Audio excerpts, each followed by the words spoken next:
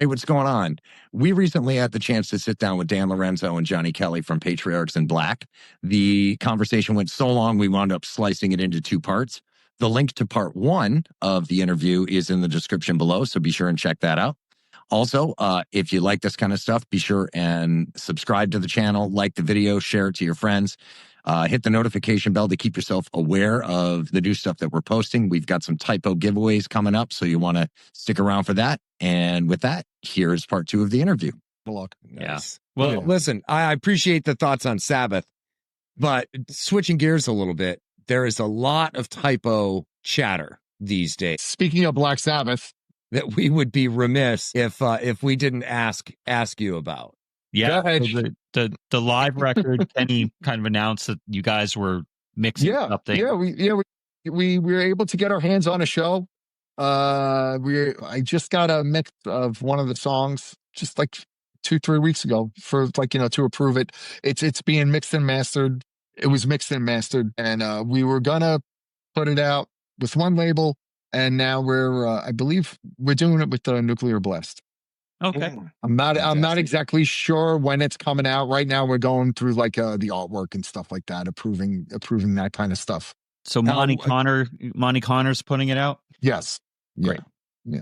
Awesome. Yeah, Monty. Yeah, well, at this point, everything that Typo has done, except for one record, it's basically been with Monty. We did one record, and it was we were able to obtain it.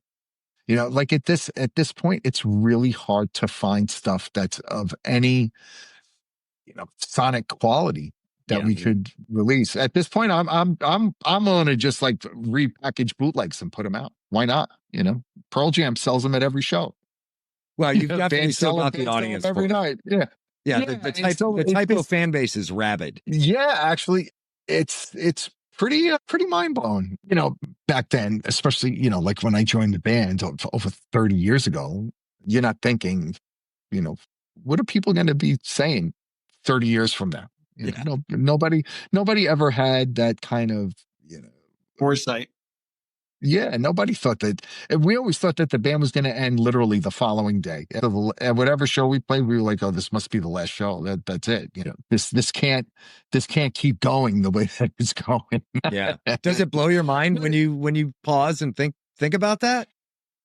I think about it, and I think here we are, that we're approaching 2026, and the band is still being talked about. We're still in a conversation with people, and it's funny that not funny. I mean, it's pretty cool that younger fans are finding the band, and the band is being discovered by new people still. And Peter passed away over 15 years ago at this point, and so you have this band that has been inactive for 15 years. The last show that we ever did was in 2009. My kids go into Spencer's, they go in the Hot Topic, and they see the Typo Negative shirts, and they're like, I want one.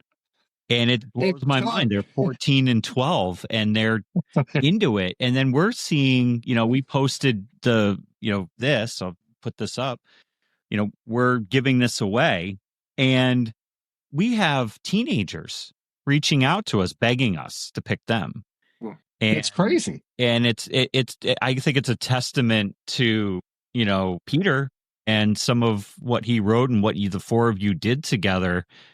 Music can stand the test of time, and it's obvious that Typo did, and it's amazing. And it's a pleasant surprise. When you're in the middle of, you're in the eye of the storm, you're not really paying attention to what else is going on outside of it. And, seeing now, here we, fast forward, so many years later, and it's like, wow, we actually did something, we made a mark, left an impression, and, touched a lot of people, not in a real creepy way of touching. Yes. No, you're doing that now in your later years. Yeah. I'll ask. Sorry, Derek. I'll ask. We talked with Kenny a few months ago, and Derek asked a question, and I will ask you the same question. If you could talk to Peter now, is there anything specific you would say to him, or What would that conversation be like? What would I have told him? I would have said, you should go see a doctor. Mm. You know, go see a doctor. Quit bullshitting. Whatever. You've been sick for a few days. You're not getting any better. It's time to go see a doctor. Yeah. This isn't something, like whatever home remedy you're doing, or, I know Peter didn't go on the internet, so I know he wasn't going on the internet trying to play doctor to himself. But, because, like after finding out, about, how he passed away was, it's something, if he would have been ahead of it, chances are he'd still be here. Mm-hmm. But he didn't, from what I understand, he didn't know what was happening to him was as severe as it was. He thought he had the flu. Yeah. So I guess he thought, he could ride it out, and then it got to when it got to the point where, he was in really bad shape. That's when he was like, all right, I'll, call an ambulance. Yeah. But if I had spoken to him, I would speak to him pretty frequently. And we would talk about a lot about, like, about adulting stuff, like Peter had gotten sober and, he's getting everything in his life, getting his life in order. Mm-hmm. So we'd talk a lot about that kind of stuff. And, like right before he passed, he was telling me about one of his cats was really sick. And he was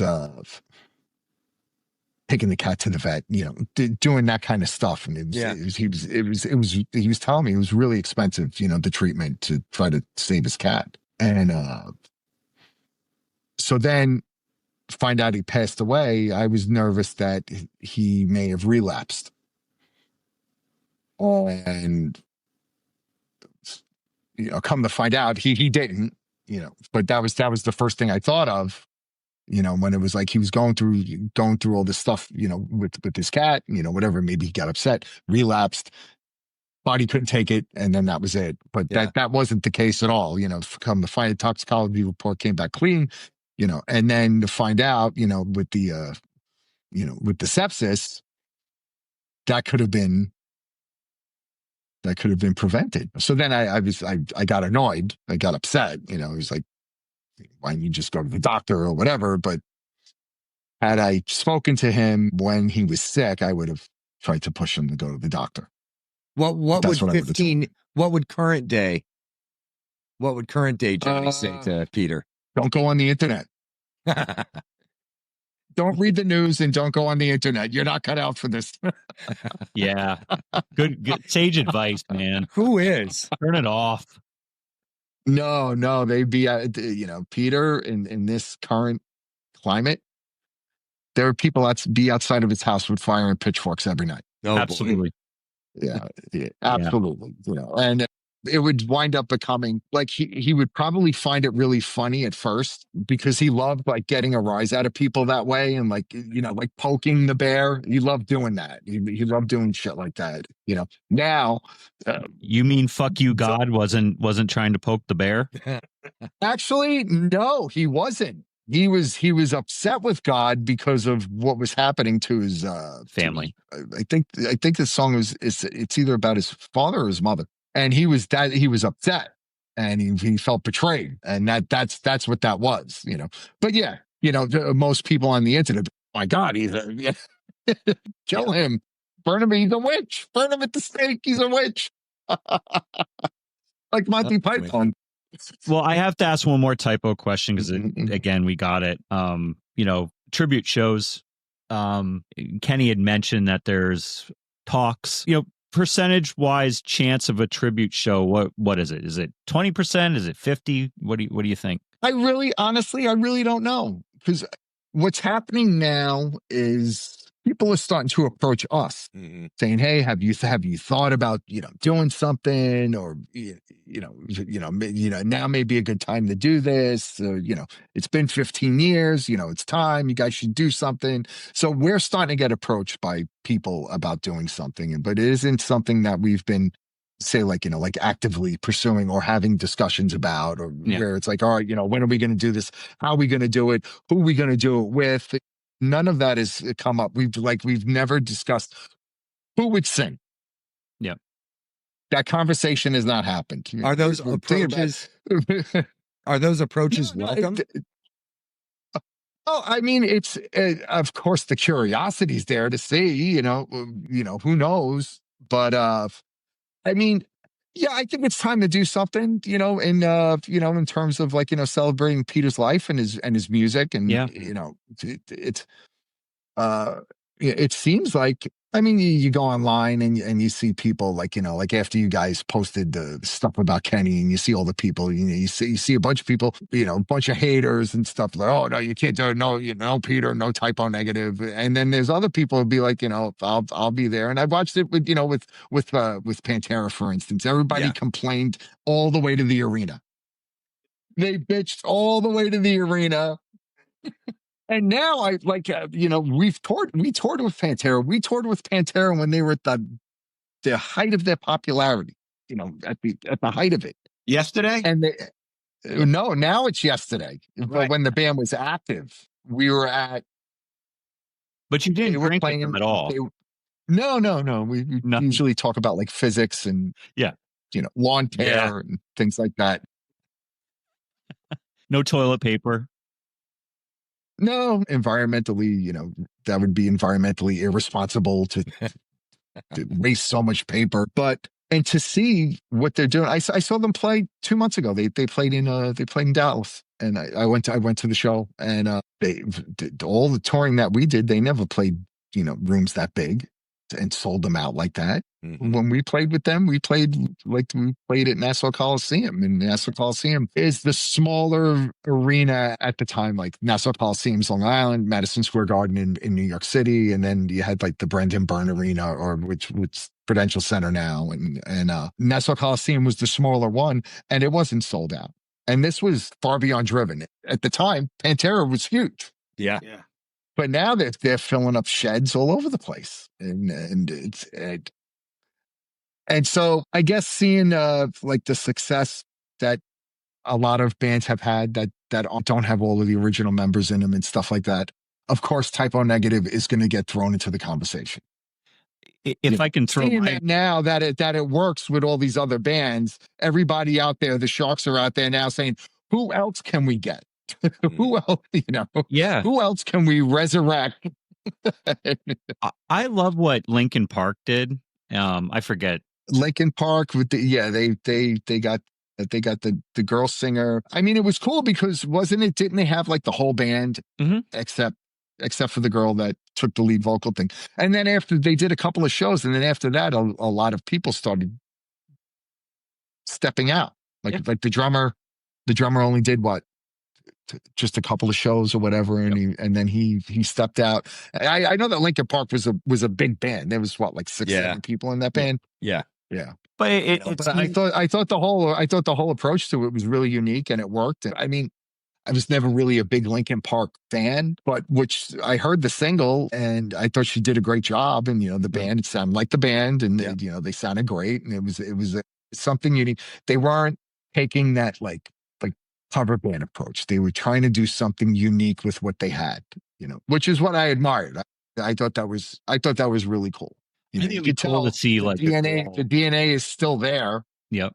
I'd love to see a girl that's like Peter's yin to her, she's the yin to his yang, like a small. I think so. I think with something like that, it's, like, of course, everybody's, everybody's a music executive now online, and they know exactly what we should do. Right. They have it all figured out. You got to pay attention, Johnny. Right. I'm just missing. A fan just saying, hey, that's what I think would be cool. But in the end of the day, you have to have chemistry, right? Yes. And you have to have you have to be, it has to have some kind of like sense of purpose besides making money. Right.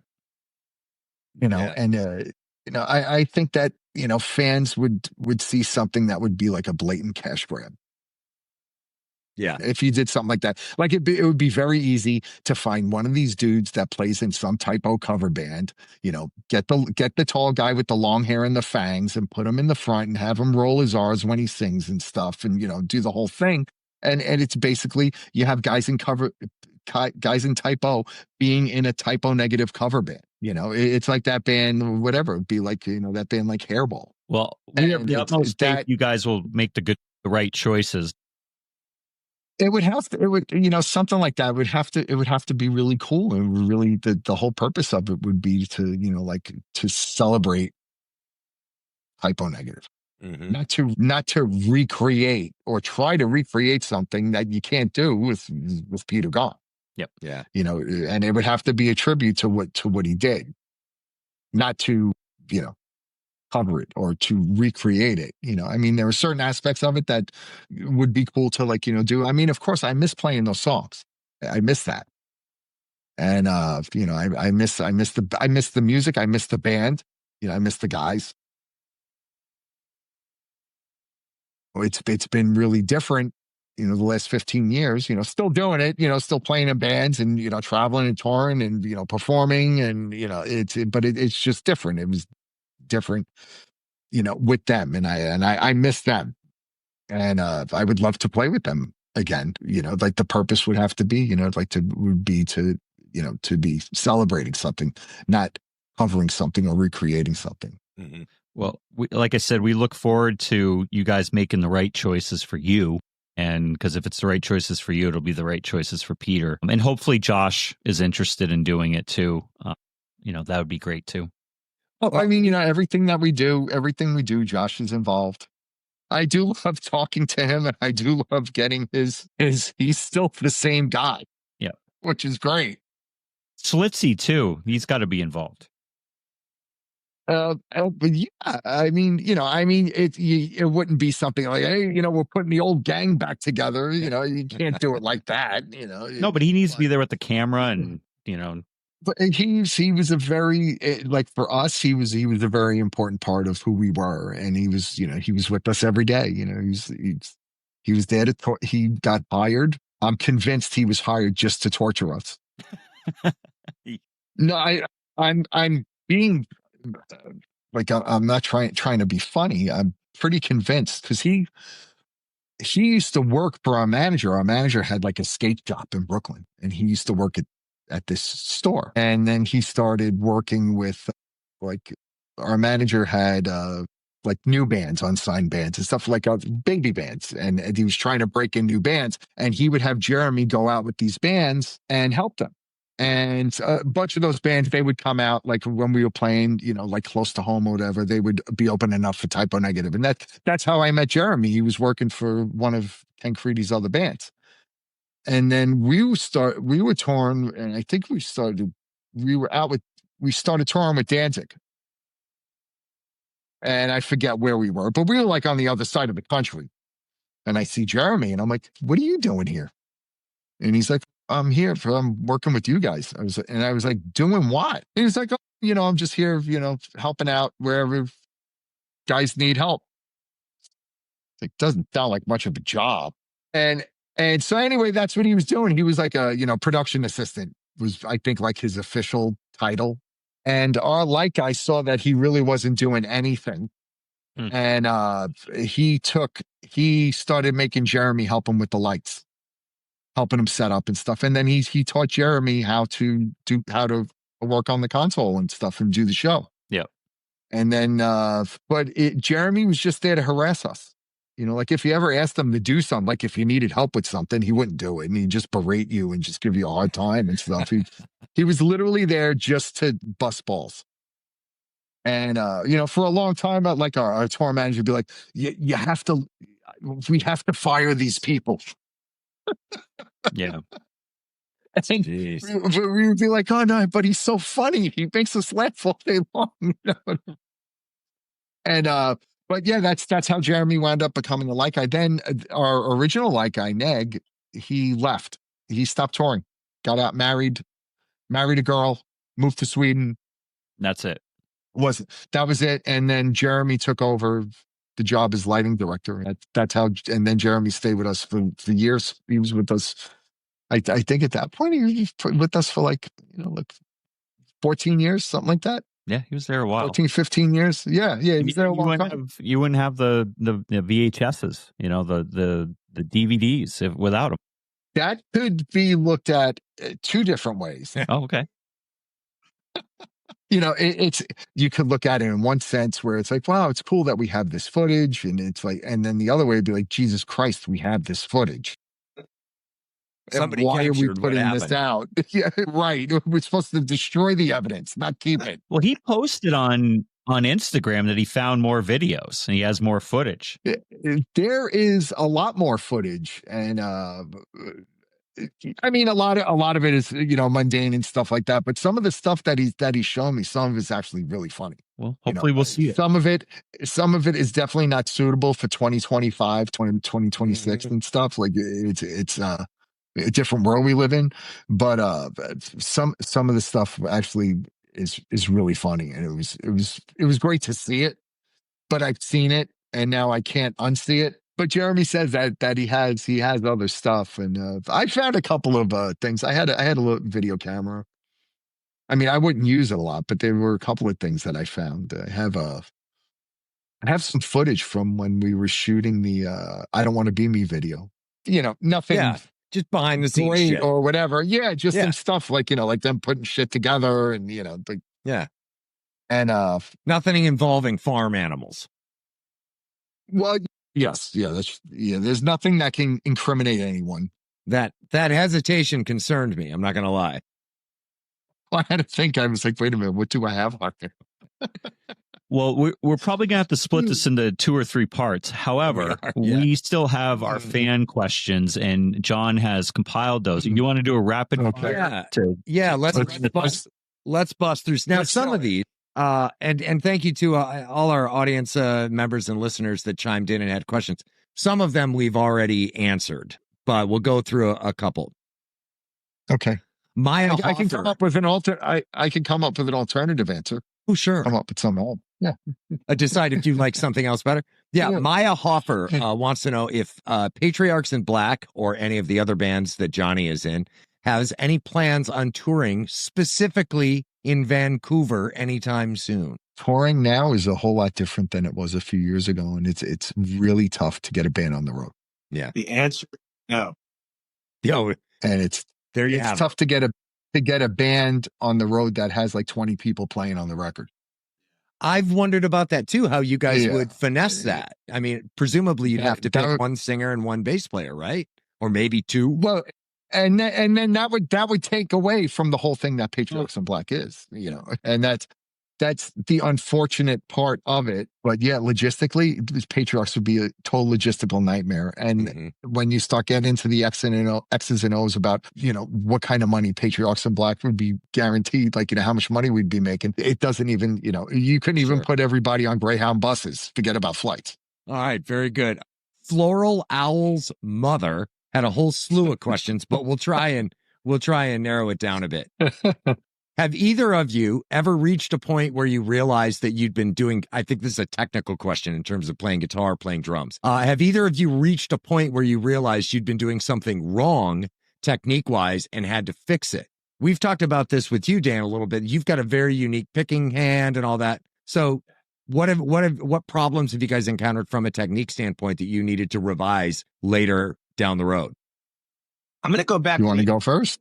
Remember when Randy Rhoads came out and Eddie Van Halen came out, and I realized, man, I guess I'm not really a guitar player. I would try and figure these things out, and it was so hard. So I'm like, I'm just going to concentrate on, answering fan mail and promotion, and maybe I'll still be in a band. I'll write some riffs, because I do everything wrong on the guitar because I never had any lessons. So I hold the pick incorrectly. I pick incorrectly. I mean, I took music theory and harmony for a couple of years, but I mean, nobody watched me play guitar, and now my wrist has been killing me for 15 years. So I do everything wrong, but what's great about it is it gives you your own style. Yeah. Yeah. How about you, Johnny? I do all kinds of shit wrong all the time, and it's constantly, I try to look at what I do. I'm a student of what I do, and I'm always trying to learn something, trying to push myself in some way working on something. A lot has been focused on my grip. Okay. And my grip and stick control. Yeah. Been putting, and I find myself even like other times, like, there would be weeks where I'm playing a lot more than others and stuff. And I'll actually just sit behind the kit, not just like working on music, but like just practicing, Yeah. technique and, practicing my, double strokes and single strokes. Go back to the rudiments. Yeah. Things like that. Yeah. And I still find myself, I have this bad habit of, and I play long sticks too. The sticks are I think they're like 16 and a half inches long.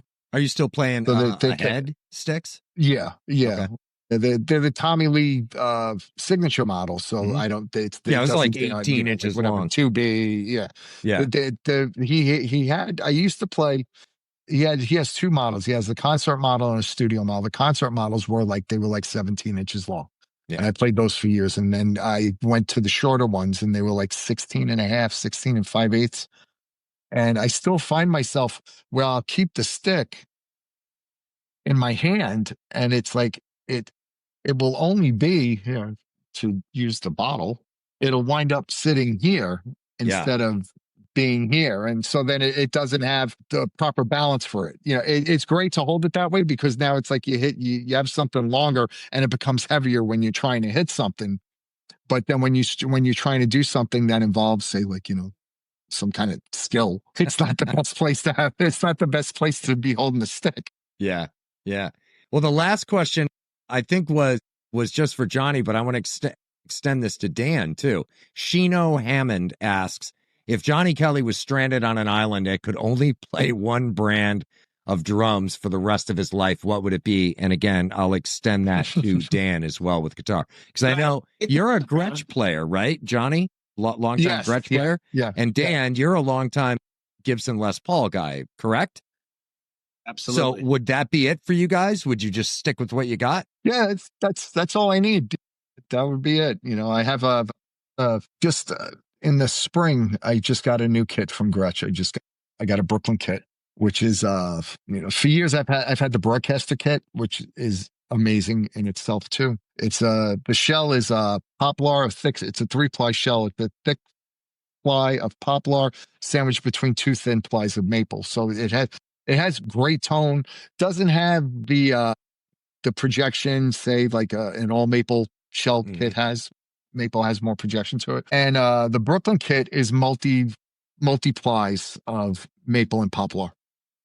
And it's classic.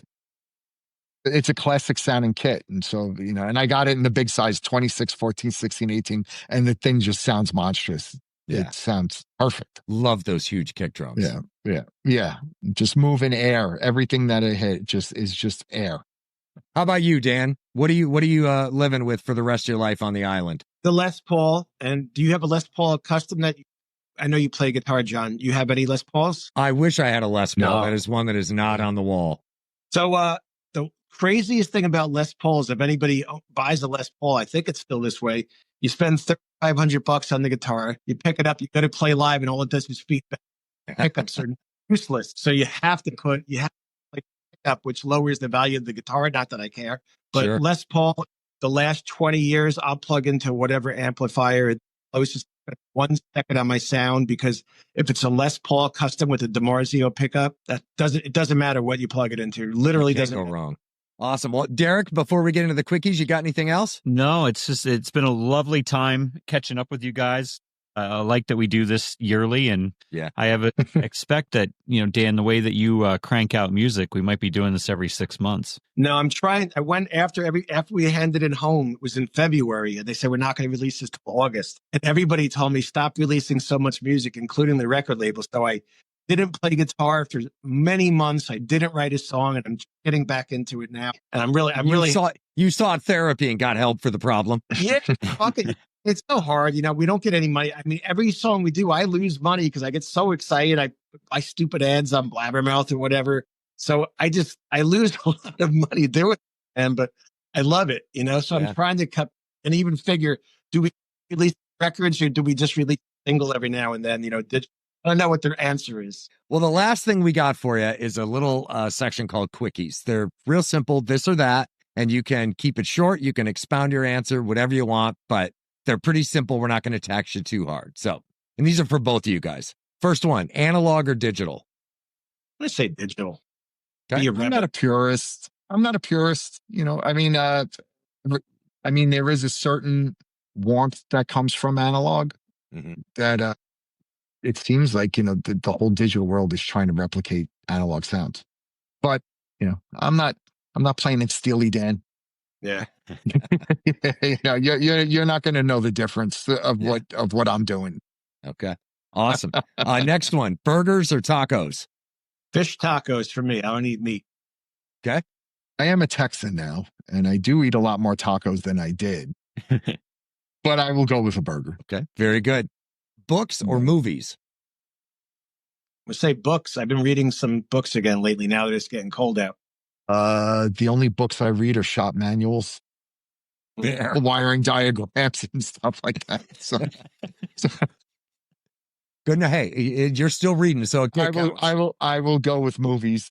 Okay. Yeah. Who's not actually? You know what I'm on? You know what I'm on a kick now, and it's, you know, like, I don't know if you guys have, like, I have a Samsung TV, and Samsung has like their own TV service. Oh, yeah, I've seen like that.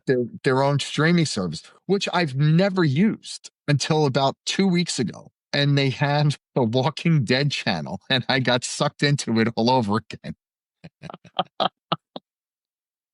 All over again. So we're going to say the Universal Monsters channel that gets me. It's like, you know, like the monster channels. But yeah, that's what I've been on that lately. Fair enough. Awesome. All right. Cruise on a ship or travel by train? Train. I've only done small trips on a train. I played on a few cruises. I'm playing on a couple of cruises next year too. I will go with train. Okay, cool. Unlimited money or unlimited time? Time. Okay. Would you rather lose your sense of taste or lose your sense of smell? Smell. Yeah. It's a fucked up question. Yeah. Well, you are dark, right. so you should be used to that. Would you rather have all your mistakes forgotten by the world or all of your secrets protected forever? I guess mistakes forgotten. I don't have secrets, really. I'm weird.